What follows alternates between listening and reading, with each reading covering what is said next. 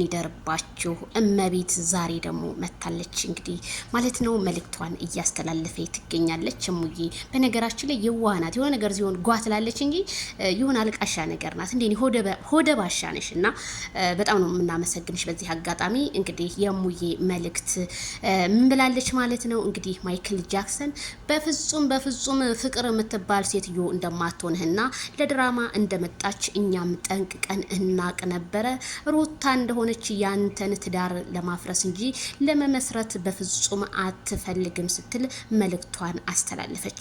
ታዲያ በትናንቱ ጉዳይ አሁንም ሄርሜላ ከረሜላ ሶሻል ሚዲያውንና ቲክቶኩን እየነዳችው ትገኛለች። እሙዬ በነገራችን ላይ በጣም ብዙ ሰዎች ሰርቧታላችሁ፣ በጣም ብዙ ነገር ትላላችሁ። እመቤት በጣም ፊት የማይክል ጃክሰን እና የሩታ እንጀራና ብላ ነበር የመጣችው። በጣም ቲክቶክ ላይ ታዋቂ ነበር የሆነችው። አሁን ላይ ግን እውነታውን ነገር ሲገባት የአብርሃም መጎዳት ሲገባት እኔም ልጅ አለኝ ብላለች። እኔም ልጅ አለኝ፣ ልጅ ስላለኝ ይሄ ተጎድቶ ማየትን አልፈልግም።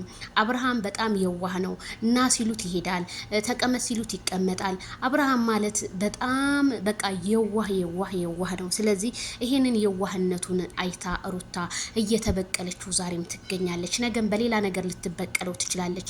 ማይክል ጃክሰን ግን ይሄ እውነተኛ ፈገግታህን ከሄርሜላ ጋር ሆነ ብታጣጥም ህዝቡ በሙሉ የመረጠልህ ሄርሜላ ከረሜላን ምንም ችግር የለውም። ጉልበቷ ላይ ወርቀህ ማሪኝ፣ ካሁን በኋላ ምንም አይነት ጥፋት አልሰራም። አለማወቅ እንትን አይደለም ግን አውቆ ደግሞ መማር መልካም ነገር ነው ብለህ ሄርሜላን እግሯ ላይ ወርቀህ ብትስማት የሚሉ የብዙዎቹ ጥያቄ ነው። ማይክል ጃክሰን ታዲያ ዛሬ ምላሹን ህዝቡ አሰፍስፎ እየጠበቀ ነው።